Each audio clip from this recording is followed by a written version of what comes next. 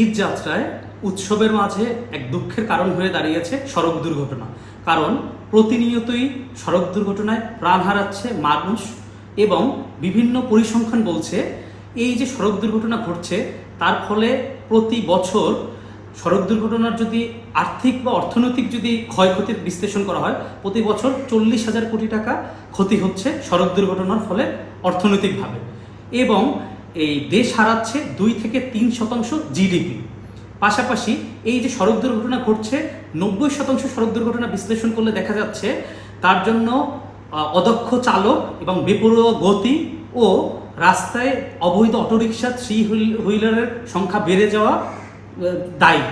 পাশাপাশি কিছু অভিযোগ রয়েছে, মালিকরা অনেকাংশেই যারা চালক রয়েছে তাদেরকে পর্যাপ্ত বিশ্রামের সুযোগ দেন না, এবং এই যে যানবাহনগুলো রাস্তায় ঈদযাত্রায় চলাচলের জন্য তৈরি হচ্ছে বা হয়েছিল অধিকাংশগুলোই হচ্ছে ফিটনেসবিহীন এবং সেগুলোতে অনেক ত্রুটি রয়েছে।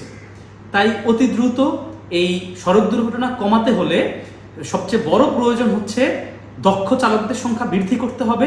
পাশাপাশি ফিটনেসবিহীন গাড়ি রাস্তা থেকে অতি দ্রুত সরিয়ে নিতে হবে এবং এই চালকদেরকে বিশ্রামের ব্যবস্থা করা, পাশাপাশি রাস্তায় থ্রি হুইলার বা অবৈধ অটোরিকশাগুলো যেগুলো রয়েছে সেগুলো চলাচলের উপর আইনের কড়ারোপ করতে হবে এবং সেগুলো চলাচল বন্ধ করতে হবে।